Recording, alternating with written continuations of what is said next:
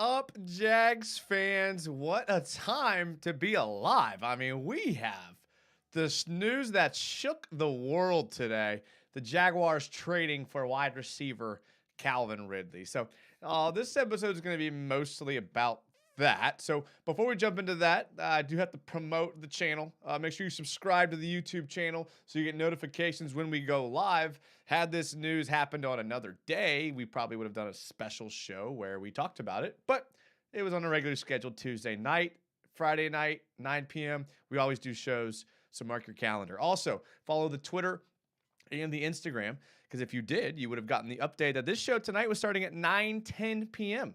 We had a little bit of a later start tonight. Had nothing to do with Calvin Ridley and more of just the fact that I got off work late. So here we are at 9:10 p.m. You would have known that if you follow any of the social media. So go and do that. If this is your first time watching the show, this is a fan show for fans by fans. So get into the comments. Let me know what you think about the trade. What kind of impact will it have going forward? And what do you think? How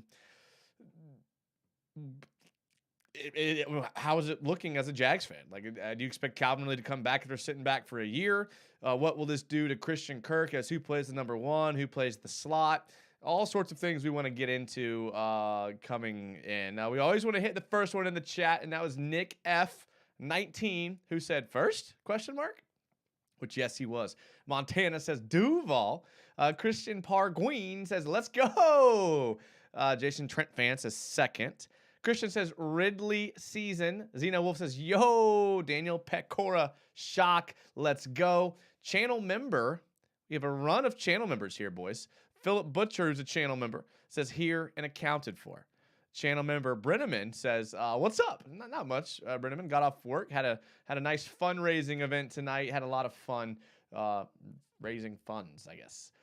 Shay, channel member, says, Ridley trades saves YouTuber from breaking down.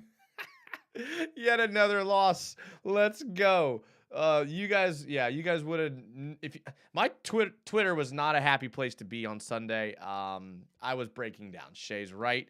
I was literally on the brink of ending it all, going to the Matthews Bridge and saying, you know what, that's it. I've had it, and jumping off. But I'm excited now. I mean, what a good point, Shay. What a breath of fresh air that just came into all these Jaguar fans. I want to turn my light up a little bit. Let's see if I can do it here. Let's see. Yes. Oh, look how much brighter I am now. See? So what happens when you start late. You can't get everything set up. But there we go. I can see now. All right. Let's take a look at. Let's take a look here. Let's see what we got with Calvin Ridley. I know you guys are just dying to see the PFF grades. You know me, PFF. So 2021 was his last year he played. He only had 51 targets. Let's see his premium stats here. So he only played in 5 games in 2021. Okay. In the 5 games that he played, he had, let's see if we can get our pencil working. 8 targets. Bad circle. 8 targets in week 1, 10 targets in week 2, 11 targets in week 3, 13 targets in week 4, and 9 targets in week 7. So he's a high volume receiver. These fumble grades are good. He doesn't fumble the ball. I like to see that. He doesn't drop the ball. I mean, maybe he had dropped this week and a drop this week. 2 touchdowns on the year. Not bad overall. Let's see what else we can get from 2021, just the 7 games here. So he was in the slot. Let's look at his slot percentage. This is the percentage that he was in the slot in these games. 16%, 10%, not a lot. 22%, 31%. The usage goes up. So his slot usage goes up during the season. His percentage lined up wide, 83% in week 1, 89% in week 2, 77% in week 3, 68 in week 4. Philip Butcher donated $10 through the super chat. Philip, I appreciate it. He says, Calvin Ridley, wide receiver 1, lie to me. No, I'm not lying at all. And I appreciate that. Thank you. Thank you for that donation. I appreciate that, Philip Butcher. If you can always count Philip Butcher for being a real one, so I appreciate it. All right, so here's his 2020 grades. All right, so this was the last time he played a full season. I missed his measurables here. 6'1", 190. He's probably put on a little bit of weight since then, if I had to guess. 4'4", Alabama Crimson Tide. It's always nice to have some Alabama people. Drafted in 2018. So this was his second full year in the league here. And let's take a look at what he did week by week here. So week 1, he played Seattle. I mean, look at this target usage here. 12 targets, 10 targets, 10 targets. I mean, this is a game change. These are double-digit targets almost every single week. This is a game-changing wide receiver here, boys. Game-changing. Look at this offensive grade, 89 with a receiving grade of 89 in week 1. 12 targets, 9 receptions, 130 yards, 2 touchdowns. Week 1 against Seattle in 2020. That's a beautiful stat line right there. Week 2, he follows it up with another 2 touchdowns and 109 receiving yards. He had, I don't know what happened week 4. It looks like he might have been hurt or just didn't get targeted week 4. Yeah. Oh, no, he played. Okay, so week 4, he didn't have any receptions. So we'll just act like week 4 didn't happen. We'll ignore this, boys. Well, listen, we're Jags fans. We can ignore this. Look at this. 130 yards, 109 yards, 110 yards, 136 yards, 108, 124, 163, 130. This dude's a monster. If he comes back from this suspension for gambling, anything close to what he was, we have added a monster piece to this team. We'll look more at the grades. Let's take a look at the compensation. There are conditions, as according to Ian Rappaport, there are conditions attached to this trade for Calvin Ridley. If he gets reinstated by a date, okay, it's worth a 2023 fifth. Otherwise, it's for a sixth. If he makes the team in 2024, it's at least a fourth. If he hits the playtime milestone, it's a third. And if Jags gets a long-term deal done, it's a second. So there's a lot to take in there. And it just basically, it was structured pretty well by Balky. And it turns out that they, depending on how much value we get out of Ridley is what we'll have to give up. But until then, it's a sixth and in 2023, and it's a fourth if he makes the team. I don't see him getting more than a year suspension for this. So, I don't know. Let's see what y'all think in the comments here. Let me know in the comments what y'all think. If I missed your comment, because there's a lot of them tonight. If I missed your comment, just type it again, and I will get to it for sure.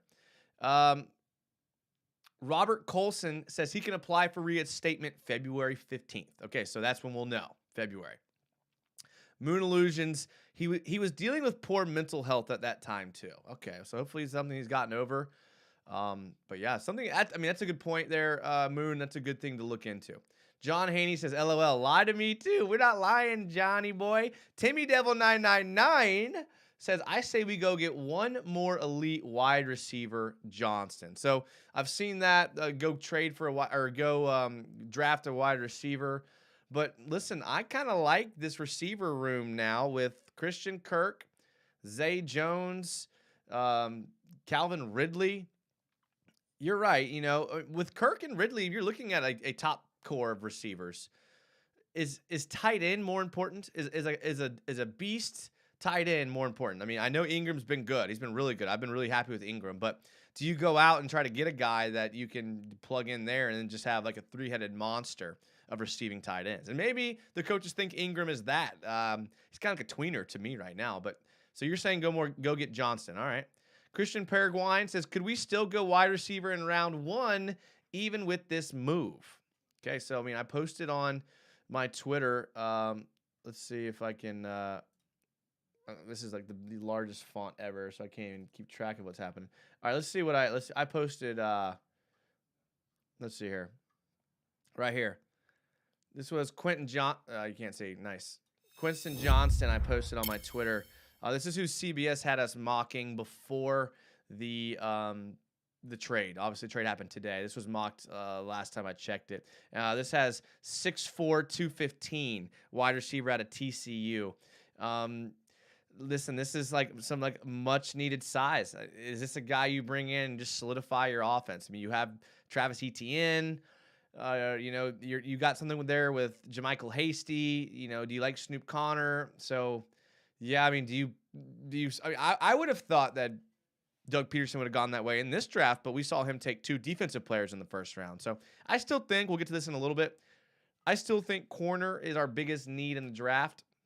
But you're right. I mean, do they go back and take a receiver? I mean, maybe they do.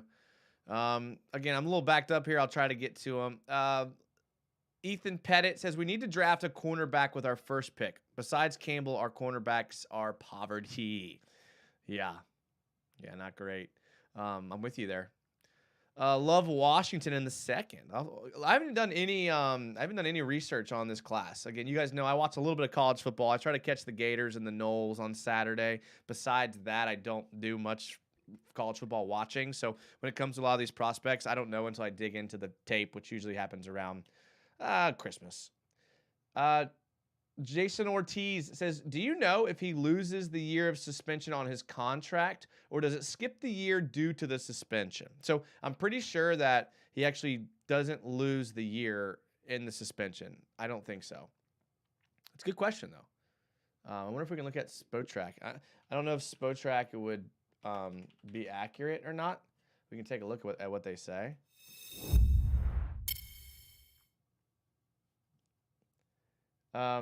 So he was a first-round pick, right? So that means he gets the 5th-year option automatically. So Spotrac has him 2018, the year he's drafted at 24, $480,000 with a signing bonus here. 2019, would be his 4th year. This would be his 5th year, and it looks like this year was kind of scratched out. So I think that it doesn't count toward his deal. I mean, this is a backloaded deal. I mean, look at this. So, wow. So the Falcons structured this to be pretty back-heavy loaded. I mean, he's hitting the cap on 11,000 last year, which is significantly less, or 11 million next year, which is significantly less than Christian Kirk is hitting. But yeah, he's hitting the cap for 11 million next year, and that'll be his 4th year of his contract, and then he's an unrestricted free agent in 2024. So we're basically going all in on next year. So, I don't know. Interesting thing to look at. Going all in on next year. Let's see. Cy Robbins says, good move, but it won't really mean much if Trevor doesn't fix his inaccuracy. You could give me Jamar Chase, and I still wouldn't be hyped until Trevor stops sailing balls 5 feet over his receivers. Okay, that's fair.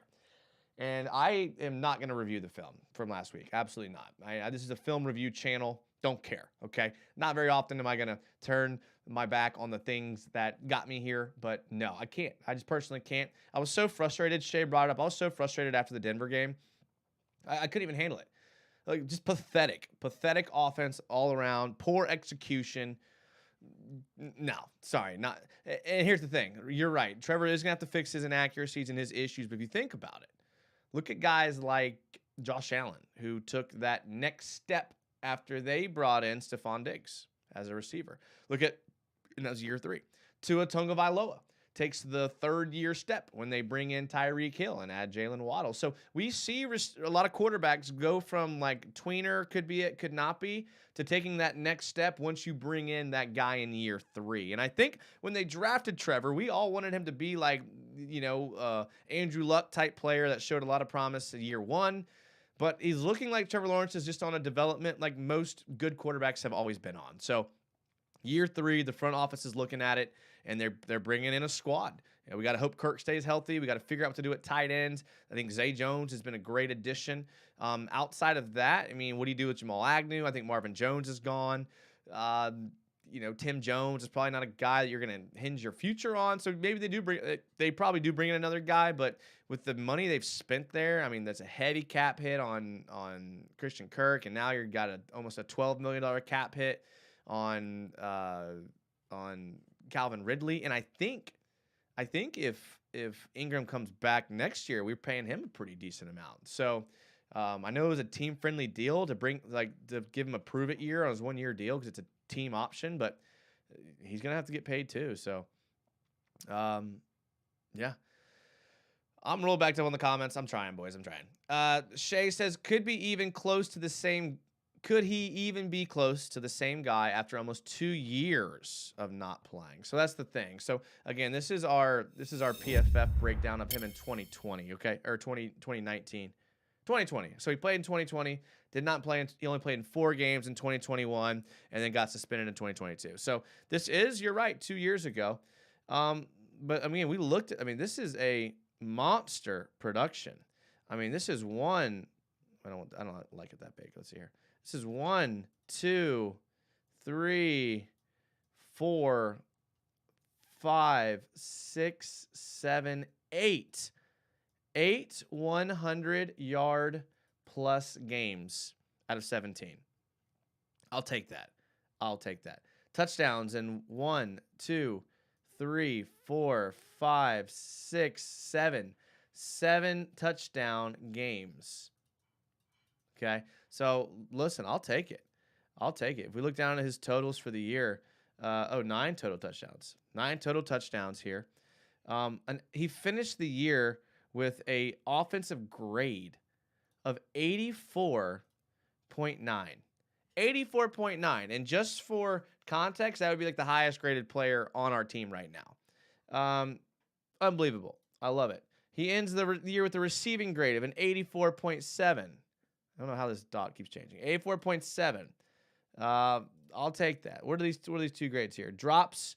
So he had a couple drops because he's at 66.9, but a lot of volume. When you're a guy that gets this, I mean, how many targets did he have on the season? Let's see. 137 targets on the season. That's a decent amount of targets right there. That's good. So that's a guy with high volume, high usage. Shay's right. Can he come back? He hasn't played. Let's take a look at his 2019 grades here. Okay, so 2019 grades, obviously not as great, but not terrible. 7 touchdowns, a 74.9 offensive grade, a 74.8 receiving grade. His drops grade was up from that year. His targets were a little bit down, so he had probably about 40 less targets the year before, and only 2 less touchdowns. So I like that. I like that a lot. Let's see here. John Haney, I think he's the only player with 8 100-yard games in a season. I heard that somewhere. I don't know if it's true. It sounds right to me. Big Diesel says, Moon Illusions, what about the other Georgia tight end? I think he's pretty good too. So I haven't read the comment, but I'm guessing you're talking about the staple of tight ends that Georgia has. And listen, I'm all about that. What's his name? Brock Bowers is a monster. Absolute monster. Gavin Baker says, all right, now let's get a corner to complement Tyson Campbell so we can hold on to the lead late in the 4th. Now, that has been the issue. Defense not getting stops when they need to. They've been good all game. But in this situation, like this week, when the Jags only score 17 points, you can't win. And that's hard. That's hard to ask any defense to do. I think the loss, unfortunately, falls on Trevor Lawrence this week. And I hate saying that because I'm the biggest Trevor Lawrence fan out there, and I'm rooting for him. And I'm not in panic mode yet, but I was disappointed, right? I think Trevor will be fine. I think we'll have no problem with him turning it around, and I think he'll eventually be what we all think he'll be. I'm not worried. But he has no excuse now. And if he doesn't do it next year, I mean, he's out of a job if he doesn't do it next year. But he is going to get next year. He's going to get another chance. I have faith.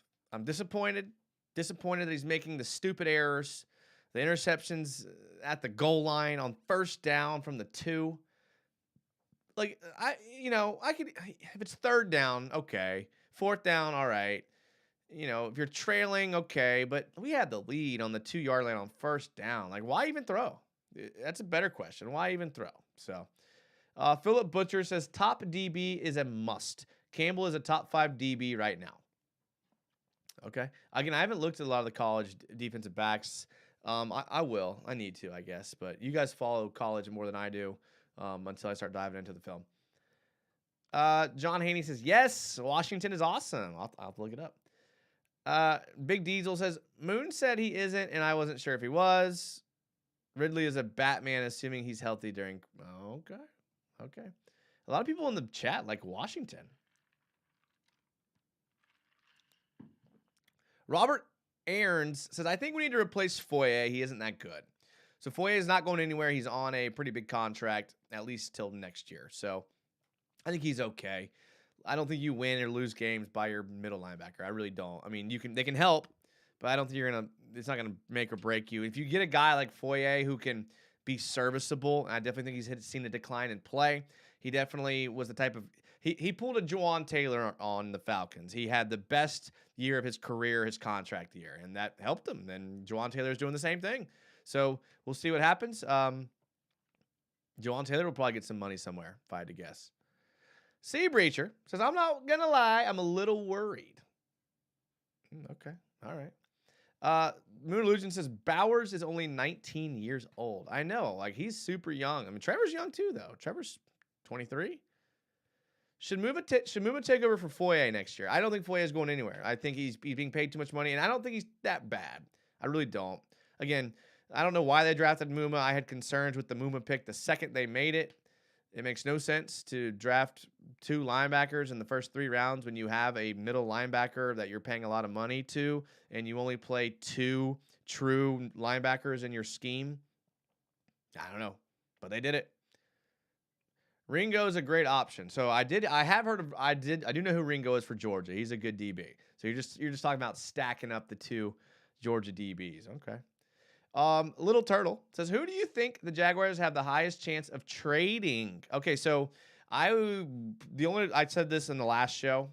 The only person that I think would be on the block would be Josh Allen, and not because I think the Jags want to get rid of him. I think he's earned his contract, but I think there was a chance that Josh Allen said he wasn't going to resign here next year, and if that was the case, then they might have traded him. But everyone else who you don't foresee having in the future, Shaq Griffin, Juwan Taylor, and he's a tweener. He's been good. Juwan Taylor, Roy Robertson Harris, Rayshawn Jenkins, guys like that are coming off. Marvin Jones, they're coming off the books this year, and those have been the guys you trade to a contender who's trying to win. And the only guy who any team wanted, obviously, was James Robinson, and we got what we could get for him. The Jets barely even used him last week. I don't know if it's because he thought they were trying to get him healthy for like a playoff run, or they did talk about riding the hot hand running back, and I don't know. But I don't see us trading anyone else unless unless Josh Allen said that he wasn't going to resign here, which I don't see him doing, but it's happened before. Base Mover, who's also a channel member. Thank you, Base Mover, for being a channel member. He says, what are the chances we get the number 1 overall pick again? Nah, I'd say pretty low. Yeah, I'd say pretty low. I mean, we're going to win some games. We've been 1 possession away from 1 decision, 1 yard away at times from winning multiple games. So, 28 Meme Code. Do you think we should get rid of Cam Robinson? No, I don't. He's on. We've extended him. We've paid him. There's no way you can get rid of him at this point unless you trade him. At least next year he's going to have value. He's okay. He's not going to kill you. That position's hard to be good at. It's hard to get good talent in, and I think he's good enough, so I think he stays. Yeah. Debo says, we need to bring back Rayshawn. Rayshawn is having a great year and is just getting better. I don't know how I feel about Rayshawn Jenkins. I don't know. Let's pull up. I just want to look at his like usage here. I actually want to go by player. Let's go by player, search for player.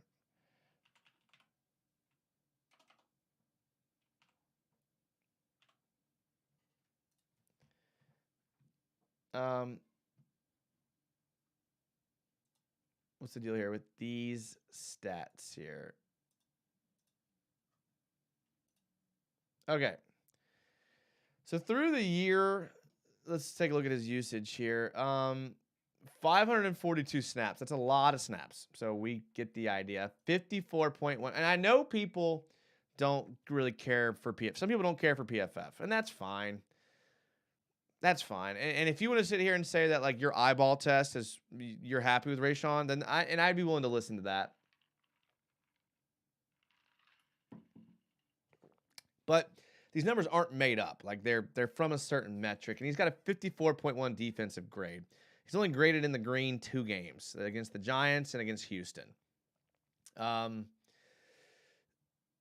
he's in coverage a lot, and his coverage grades are pretty poor. Only one grade here against the Giants, where he graded out 81. If we take a look at these kind of next level analytics here, coverage. This is coverage snaps.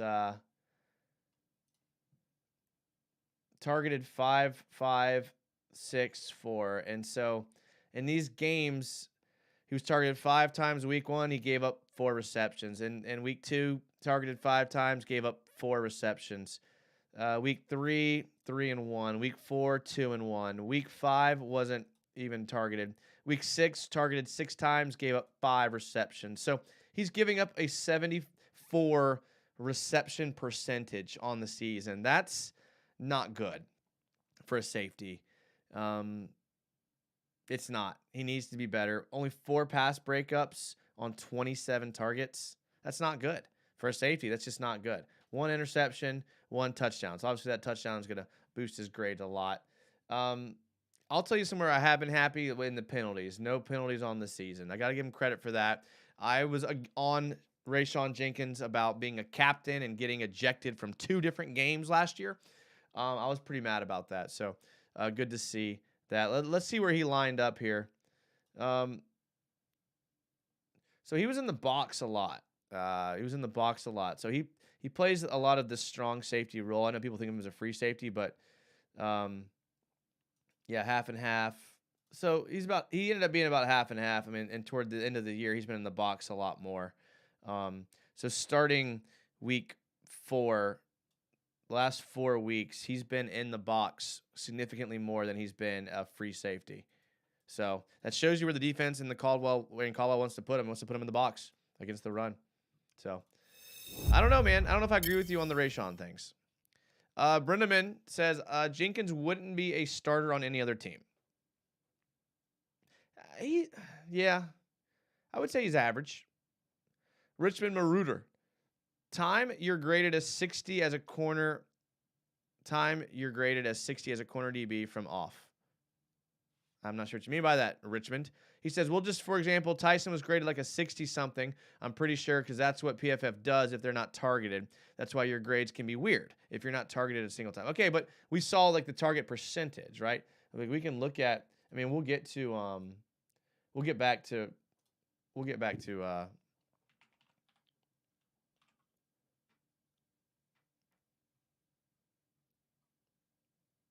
Tyson Campbell. Okay, we'll get back to Calvin Ridley here in a second.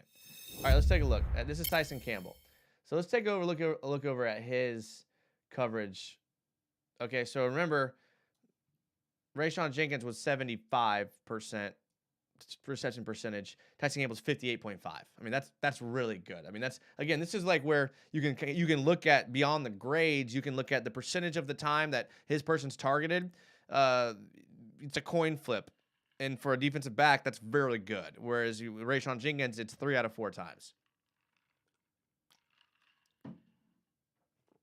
And he's targeted less than Rayshawn Jenkins is. 2 touchdowns. I mean, so just something to look at here. All right, a couple more things, and then we'll get back to Calvin Ridley because I do want to talk about Calvin Ridley a little bit more. Let me just pull his stuff up here. Okay, yeah, no, Richmond, you're right. He was saying you were just saying PFF can be weird. You're definitely right. For example, if a guy fumbles, right, his offensive grade plummets because of 1 fumble, and it doesn't account for anything else or anything like that. 100% snap counts. It makes a big difference. Like another example, like if you're a tight end and you're targeted 3 times and you drop one of those throws, and you have a 33% drop rate, then PFF will kill your score. You're right. So you do you have to look at everything. You're right. John Haney says, I guess since Jenkins played so poorly last year, his play is skewed. That's a good point. Wow, that's a good point. It's hard for me to be excited about any addition we get when our quarterback isn't making throws and is making stupid decisions. Ooh. All right. Let's go back to Calvin Ridley here for a second because this show is about Calvin Ridley. Let's take a look at where he lined up. This was in 2020, the last time he played a full 17-game season. I will say he played every single game, which is impressive. I know he was hurt. But let's take a look at some of his more next-level analytics here. This is drops.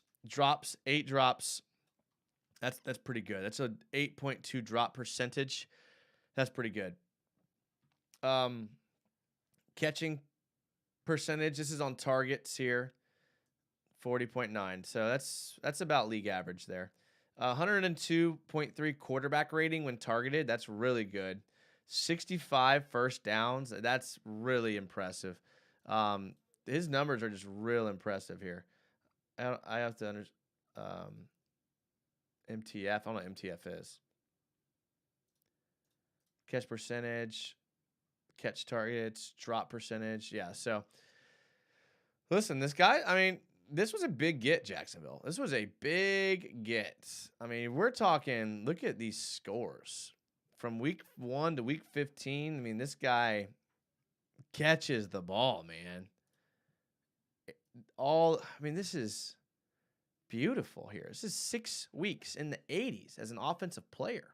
I mean, you guys know me. I like PFF. Like, this is a lot, and this is another 2 games up over 70.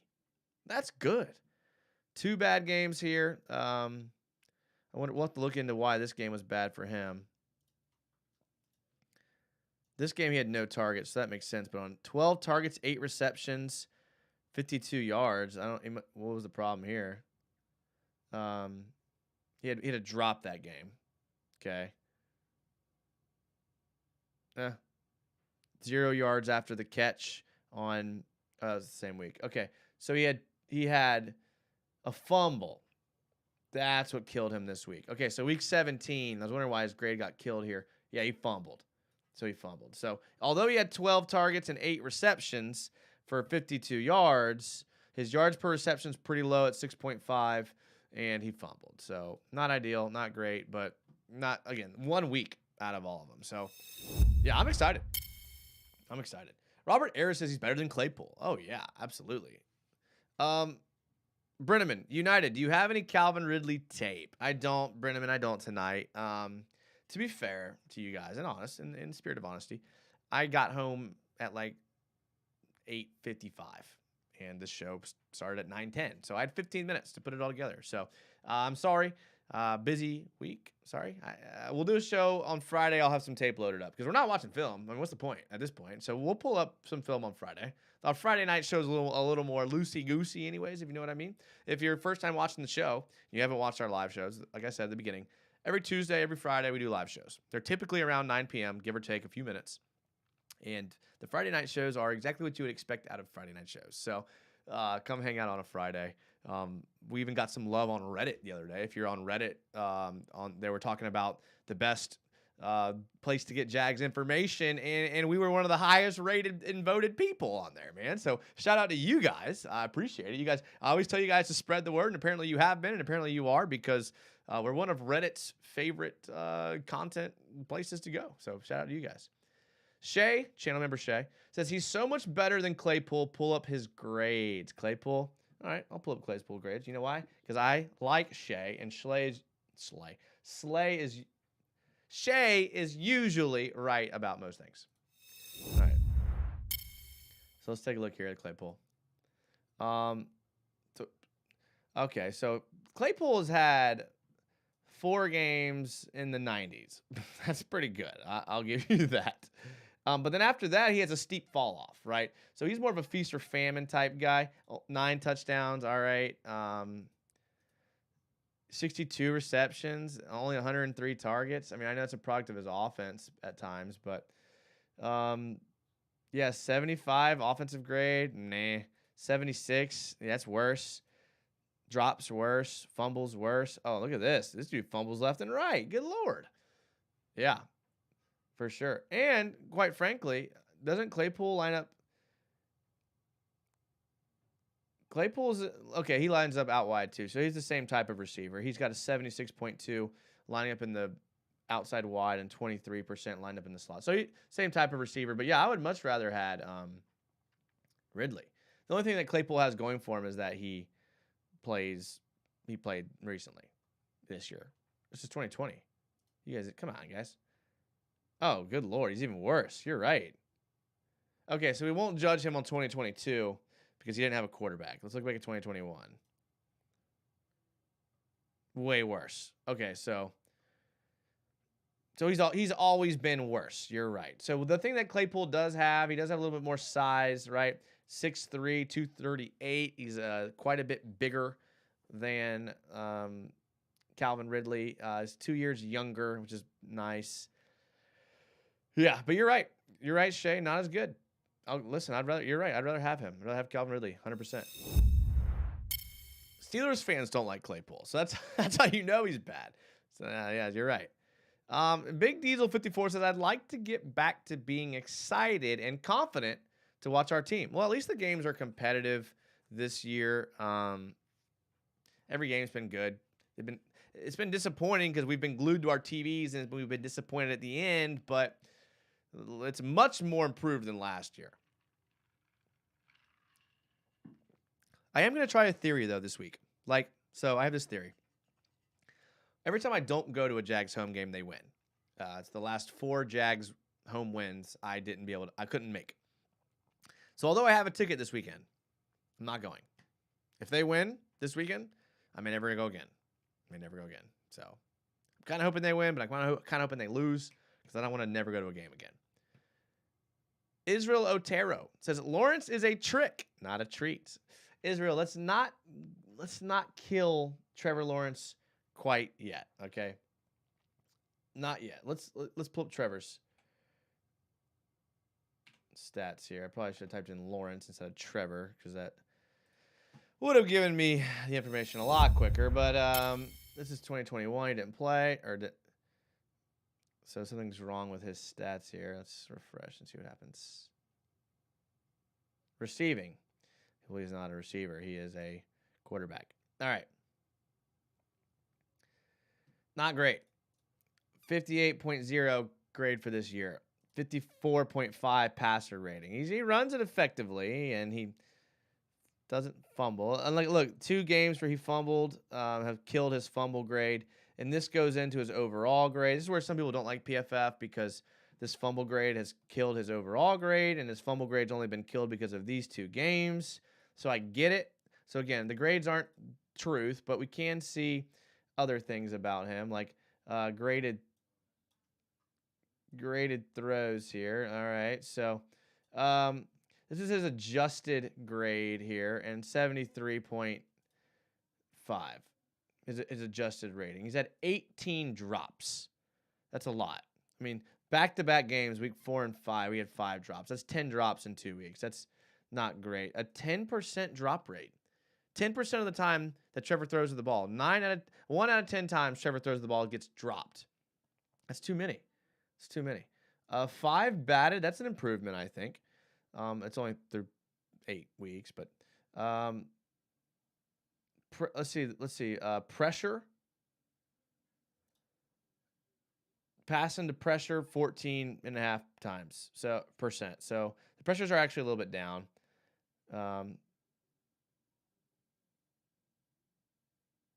12 sacks. That's not terrible. Again, there's just these kind of 2 weeks. Listen, if you take out these 2 weeks, I mean, not bad at all. Not bad at all. Yeah, I don't know. I mean, I think I'm okay with Trevor. I really am. I mean, look at his career stats are kind of down here. He's been hovering around the same passing percentage, but I don't know. We can't give up on Trevor until at least 1 more year. And we're not giving up. We're just being we're being cautiously optimistic is my favorite word.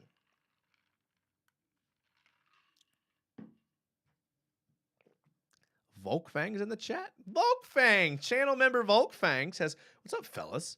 What's up, Volkfang?" Not much. We're just talking about how I'm the bad luck charm for the Jags, and Philip Butcher brought it up that if they do win, that I'm done. I'm done. Yeah, Philip Butcher, if I died, then they may win every game. Timmy Devil says Trevor was booty sauce last week. That's actually putting it nicely for you, Timmy. I appreciate that. Thank you for keeping it channel friendly. Britt Zimmerman says, is this a good move to get Ridley? I think it is. Now, we all have the same question, is how will he bounce back after 2 years of essentially not playing? But 2 years ago, he was insane. We looked up his grades and ratings, and he had 9 touchdowns. Yeah, that's pretty good. I'll take that all day of the week. Moon Illusion says, yikes. Yeah, I know. Lack of touch is worrisome. I know. Cade Charles says 16 is only 23. He's under a lot of pressure to be good. Give him a break. Would you be good at your job with 20 million people watching? Dang, Cade, you're going to put us on blast. But okay. So I would not be, I don't know. Because on one sense, yeah, the pressure of people watching would make me worse. But on the other sense, I feel like being paid the amount of money that Trevor's being paid would kind of motivate me to be good. So I would say I would be about exactly as I am good now. But fair question. Fair question. But you can't take the pressure and the views without the financial incentive of it being of the number one overall pick, which is really, really good. So it's a tough question because I've never made millions of dollars the way Trevor has. So Volkfang says the biggest bad luck charm for the Jags is when the game clock hits 4 p.m. at the end of the half. Oh, 4 minutes at the end of the half. Yeah, you're right. Yeah, I know. That's when it gets bad. Cade, he's been under the lights his whole life. Other young quarterbacks play great. Bad excuse. I mean, he didn't have a great team around him last year, so you can't necessarily blame it on all on him. But Philip Butcher with a $10 super chat. Philip, man, thank you. I appreciate it. I mean, $10. That means a lot to me, and that's his second time giving $10 tonight. So, Philip, thank you. Thank you. I love that you're here, and I love your support for the channel. He says, I love you, man, but you're done. I'm really rooting against the Jags this week, not because I want them to lose, but because if they do win, I can never go to a game again. I can't. I literally haven't seen a win in years. Like the last 4 home games, not counting England, like last 4 the Colts, the Bills, any game, the last year of the Colts, any game you want to go back to, if I don't show up, they win. No offense to anyone. Great way to start at Volkfang. Thank you. Thank you, Philip. Seriously, thank you. Bottom of my heart. I love it. Volkfang. No offense to anyone, but the Jags have shown to me that they look good the whole game, but still would win me money if I bet on the other team. Yeah, so they can't close out the game. They can't do what it takes at the end to win. You're right. And it's frustrating. That's why all the fans are like pissed. We're looking for someone to blame. You can't blame Doug Peterson because it's only his first year. You can't really blame Trent Baalke because we already tried that and he's been okay. You can't really blame any of these guys they brought in because they've been decent. Kirk and Ingram and Sheriff, they've been decent. We tried blaming Josh Allen for a bit, but he's been okay. Trevon Walker's got another sack this week. So the last guy to blame is Trevor. He's a quarterback. It ultimately falls on his shoulders. He's not doing what he needs to do at the end of the game. Although, was it his fault that Christian Kirk couldn't get 1 yard at the end of the Giants game? I mean, the throw was there. I mean, I know the interceptions are his fault at the goal line, and the overthrows are his fault. I get all that. But, if you watch other teams and other games, I mean, their quarterbacks do it too. They just have the guys that can get that 1 yard. They have the coaches that kick the field goal instead of going for it. What was the last night? Oh my God, it was the opposite of Doug Peterson. Every punt, 4th and 1, going into the end zone, they punted, or it's just like, I don't know. Brendaman says Ridley seems excited to be coming to Jags based on his Twitter. He's a Florida native too. Yeah, he is. We'll have to try to get him on the channel. Hit him up on Twitter if you guys are on Twitter. Be like, hey, go on Jags United. I don't know, might work. Big Diesel 54. If you watch every play he missed throws, the guys are open, just over and under thrown. That's all I'm saying. Okay. Yeah, I mean, listen, I'm not trying to tell you that Trevor's been good. I don't think Trevor would tell you that he's been good. We were able to make excuses for him last year with Urban, but he's showing the same issues from last year. So that's what's a tad concerning. But like I said at the beginning of the show, I'm willing to give him a 3rd year. You have to. What are you going to do? Draft a quarterback every other year? You got to at least give him a 3rd year. Volkfang responding to Brendaman says, I've seen that too. He looks excited to get in here and get to work. Yeah. Something that worries me a lot, this is from Moon Illusions, says, is Trevor's inconsistency with his mechanics. You'll see his legs buckle / straighten when he overthrows guys still. Yeah, another thing, I mean, that's a good point. Another thing is how hard he throws the ball on every route. I mean, when he throws those tunnel screens, and it's just like he zips the ball in there, and I kind of like it, but obviously he's going to lead to, I mean, we showed his drops on PFF, and how many of those drops were from just him humming the ball in there on a slant route when you're running toward the quarterback. That's a hard catch to make. And I know you're a professional, but even those guys will drop that ball. Robert Colson says, already sent him a message after the message, and he said he was healthy. I love it. I did see that, Robert. Thank you. Timmy Devil says, Shad Khan has been trying. Give the dude a break. Are we on Shad Khan? He was at the game in London. Took his yacht over there, $300 million yacht. BizTendo says, Jags are the team Calvin better against, I heard. Oh, that Calvin bet against. Yes. Calvin Ridley. I heard that from a couple people. I haven't verified the validity.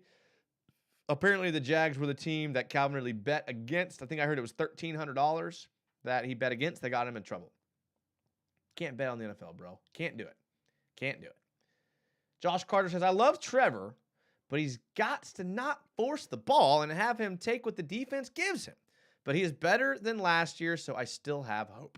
He's still young. Someone pointed out in the chat he's only 23 years old. It's the interceptions in the end zone that really kill me. Again, if it was 4th down or 3rd down, like, all right, I get it. You were trying to force it, and you got a little antsy. But, bro, you cannot be making that throw on 1st down. The first time we threw the ball, an interception in the end zone, the defender was wearing white. The background was white. We kind of maybe were like, all right, maybe he couldn't see him. But this one, like, clear as day, the guy was there. He just thought he could just, like, put it over to the guy's head. This is an NFL defensive back. He's going to catch the ball. Yeah, you're right, Josh. Corey T. Oh, love that Corey T's in here. Corey T says, not only does he zip the ball in, but oftentimes it's not in stride, which makes it even more difficult to catch. You're right. The throws behind or below or above where the receiver has to, like, stop their momentum. And for someone like you or me to stop our momentum, it would be difficult. But imagine being like 6'2" and running that fast. It would be really insanely hard. Brent Zimmerman just subscribed. Thank you, Brett. I appreciate it. Hopefully you'll be a part of the live shows more. I love you. I love all the commenters. This is a Jags show for fans, by fans. I got that down to a science. So I try to get all the comments for a reason. Philip Butcher says, LOL, I thought we were running out of people to blame. So what not the CEO? Trevor is still definitely young. We are running out of people to blame, Philip Butcher. Listen, why do you think people are blaming me for going to the games and losing? We're running out of people to blame. Timmy Devil 999 says, Lamar was 23, Allen was 23, Russell is 23. Stop making excuses. I don't think Josh Allen was good until he was like 20, until he's 23 or until he's 24. I think that's my point. And Lamar is he good? Is Russell Wilson good? I mean, he's good for a bit. Russell Wilson was 23. He didn't even go to the NFL until he was like 28. He might have been someone else. Because Russell Wilson wasn't even drafted until he was like 28. Right? Right? I mean, we'll look it up. Did he play baseball? Pretty sure he played baseball. Let's see here. 2012 NFL draft, Russell Wilson. So he was 2012, he was drafted, and he was born in 88. All right, so that means that he was 10, 20, 22, 24. That means he was 24 when he was drafted. 24 when he was drafted. So he was born in 88, 10, 20, 24. Look at that boy's math. So he was 24 when he was drafted. So Russell Wilson was drafted older than Trevor is now. But that's fair. Listen, I'm not making excuses for him, guys. I'm not saying that I'm not making excuses for him. I'm just saying you have to be patient. And if you compare him to other people, comparison is there was some saying I heard the other day. Comparison is the something not good. Okay. You can't compare. People go on their own paths. They progress at different times. Okay. So he's not on the Andrew Luck progression, okay? He's not on the Peyton Manning progression. That's fine. It's fine. Give him time. He's a rookie. He's young. 25. Okay. Blame the culture, says Minimax Diesel Dude. The culture was bad last year. I think it's improving this year.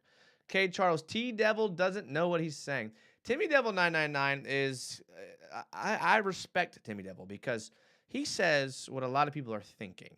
And although it may come off as knee-jerk or emotional, it is what a lot of people are thinking. So I'll give him credit there. Brett Zimmerman, if we can hit our stride later in the year, I might consider going to the Jags versus Lions game because it's close to me. Oh, nice. One of my good buddies is from Detroit, huge Lions fan. Not a place I think I would visit this year, but one day. Draft Quentin Johnson as an insurance policy just in case Ridley doesn't get reinstated. So there is that whole elephant in the room that Calvin Ridley could not get reinstated. But I don't think, it's not like he was betting on his own team. It's not like he was some monumental amount of money. I think it's a slap on the wrist. You see what guys like Deshaun Watson get, and there's no question I think he'll get reinstated. Got to go get another wide receiver, not confident. Okay. What's up, Jags United, says Jaggernaut. Looking up for next year. Oh, man, not much, man. I coach like a middle school flag football team, and we are playing in the Final Four tomorrow. So, be thinking about us tomorrow night. We're playing our team is very, I know this is hard to believe. I know, guys, I know this is really hard for you guys to believe, but our team is very, very structured. We run a very sound offense, and we're very timing route players. We have route concepts that can beat any defense. Most of the teams left now just depend on their athletes. They play man coverage. They just drop the ball down and just make their athletes try to run. So we're going to try to beat them with our system. And although we are a little undersized and a little undermatched athletically, we've had a lot of success this year because we know what we're doing. I know that surprises you guys. Brenneman says, he's an up-and-coming Josh Allen because that's what I want to believe. Me too, Brenneman. I also want to believe that. Philip Butcher, nothing wrong with believing. That's what true fans do. All righty. Gladiator 97. What happens first? The Jags win the Super Bowl or the Giants? The Giants, I don't know what to think about them. Like, it might just be Brian Daboll is that good. It might just be that. It could be. And that's what it's kind of trending toward because it seems like the same team as last year, and it seems like they're doing a lot better. Jaggernaut says, oh, nice, Jason. Good luck, man. Sending positive vibes for a big win. I need it. We're going for it. QWERTY the First, sorry if I said that wrong, says opinions on Play-Doh. In my opinion, it's amazing. I don't have a lot of experience with Play-Doh. It's been probably, I got to say, I'm 33, so it's been probably 27 years since I've even touched Play-Doh. Was never a big fan of it when I was a kid. Not a big fan of it, of the smell or the consistency. I feel like your hands always felt a little different after touching Play-Doh. So I'm going to say I'm a pass on Play-Doh. I'd give that a PFF grade of like a 35. Philip Butcher says, every time I join the live, I come away still believing. Thanks, United. Listen, I was so angry on all day Sunday. I had to watch 3 more games of teams that seemed like they knew what they were doing after watching the Jags lose to a team they should have beat again. So it took some time. It took a little bit of consoling, maybe a little bit of liquid courage, if you know what I mean. But we got there. I actually took Monday off this week because I knew I live in Jacksonville, obviously. Florida, Georgia is a big deal around here, so that was going to be a big deal. The Jags playing early, long day, took off Monday. Great decision. The Youthful Sports Talk says, Buster Brown, Greg Jr., don't you want to see something from them? Buster Brown and Gregory Jr., 2 guys that Trent might have just absolutely swing and a missed on. Greg Jr. played at, was it, I can't remember the name of it now. Not Wichita, but it was Waukegan or some small, Wachita Baptist. Played at Wachita Baptist. Division 3 or Division 2. Probably could have told you that he wasn't going to work out, but that's just me.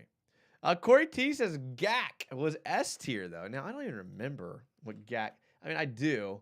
Gak was like... That's really, like, stretching the boundaries of my memories here. Like, what it... Gak? Okay, it's coming back to me now. Gak was better than Play-Doh. You're right. This is my memory of it right here. Yeah, this is my memory of it. Oh, yeah, you're right. Gak was fun. Gak was fun.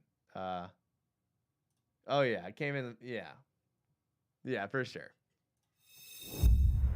Yeah, it was good. Well, how confident are you going into the Raiders versus Jags? Well, since I'm not going to the game, I feel pretty confident the Jags will win because I'm not going. I'm protesting.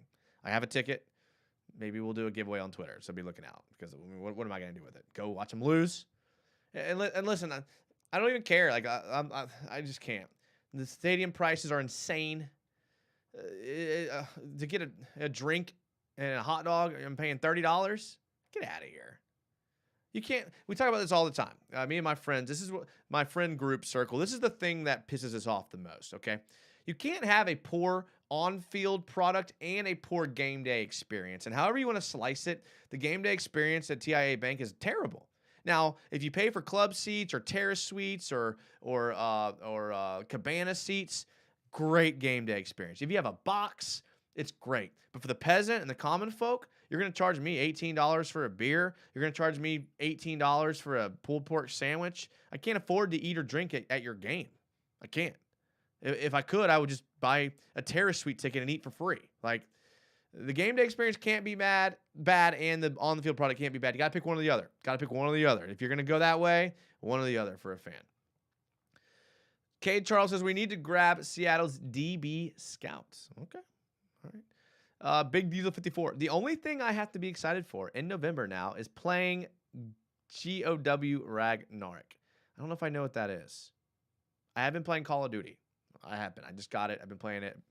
If you are on, if you're into Twitch type things, I'm on Twitch, Jags_United. I do that a couple times a week when I have some free time. I do it a lot more at certain times of the year. Like I'm on Twitch a lot in December. I'm on Twitch a lot in the summer. So I wish I could be more consistent, but I have a job that makes me work and I'm tired and I try. But I have been playing Call of Duty on there, so check that out.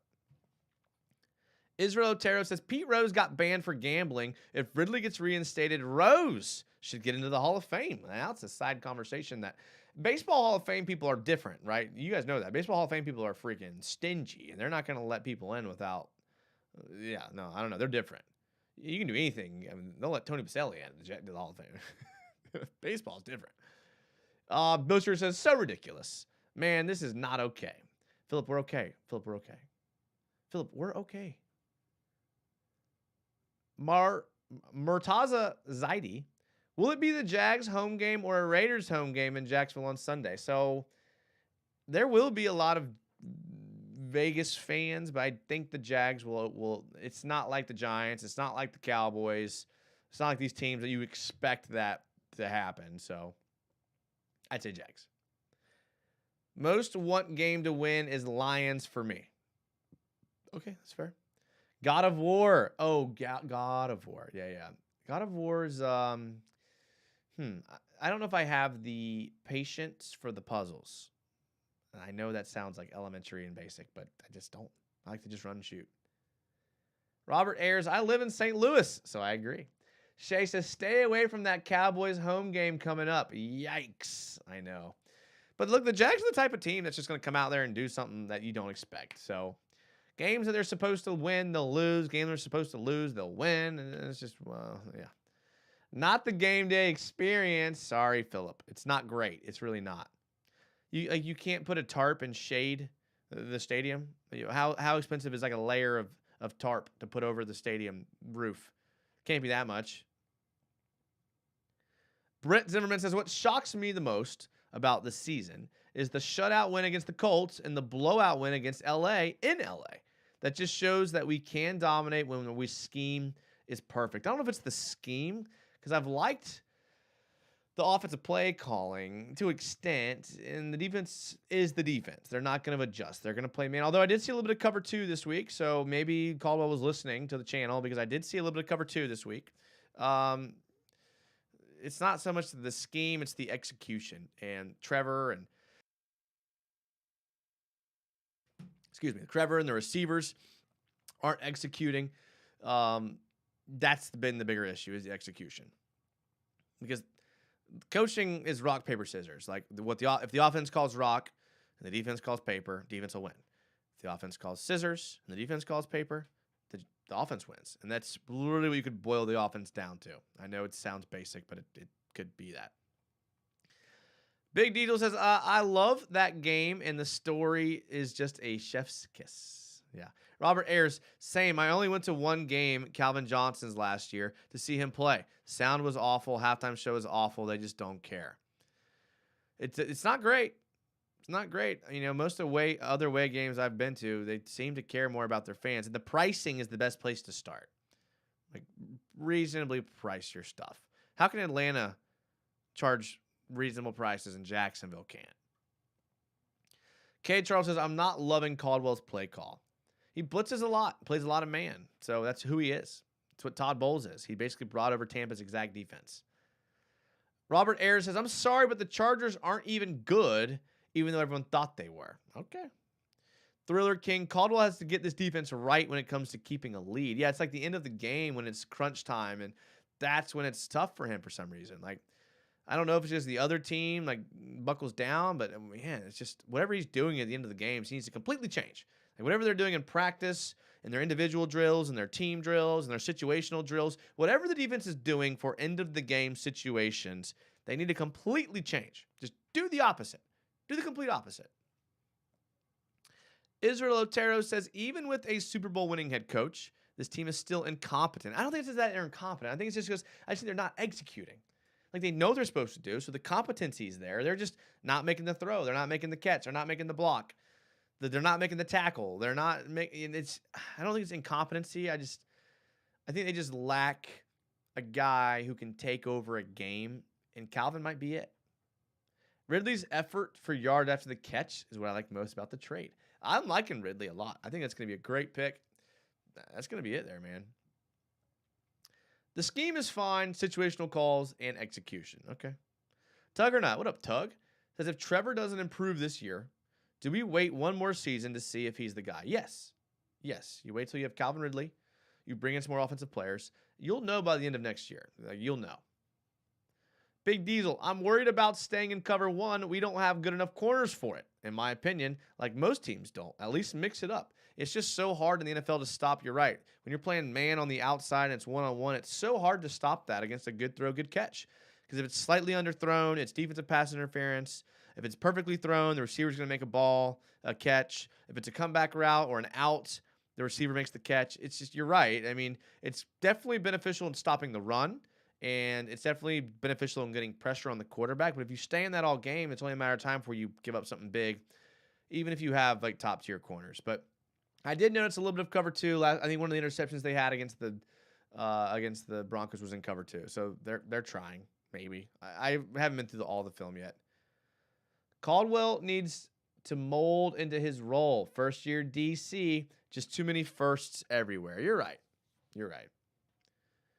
Big Diesel says, I'd like to see a mix of man blitz, zone, and zone blitz. Even man, zone blitz. Keep them guessing. I could be wrong, but it seems every time we get beat, seems to just be man and a 50-50 ball. You're right. I mean, it's because we play a lot of man, like I said. A lot. PLB MCK says, Atlanta fan here. You have a talented receiver. Hopefully you have a good sports psych who can get him right and get him help. Wishing him best for both the Jags and Ridley. Appreciate that, PLB. Appreciate you being here. Yeah, I mean, we get it. That's how we felt about James Robinson. I mean, obviously not the sports psych situation with the mental health, but we listen. If the player treated your fan base right and didn't fake a back injury or demand a trade, then us as fans, we understand it's a business. You know, we love our guys. We love our guys that we've seen homegrown here, but it's a business. You know, so many times we get mad at players for like turning their back on a team when the team has absolutely no loyalty to them. So they have to look out for themselves, and it's tough as fans, but that's the reality. Appreciate you being here. Great comment. Brent Zimmerman, we have been in every single one of our losses. We just cannot close out games when it's close. We are competitive for the first time since 2017. We have the right people in the building. I like that, Brent. I like that. That's a very, very good and wise, logical response there. Haney, thoughts on Andre Sisco? I'm almost to the point of putting Dewey back in. Now, I'm not there yet. I do want to see some improvement. He is kind of becoming the guy I was I don't want to say that I thought he would be after watching his Syracuse film.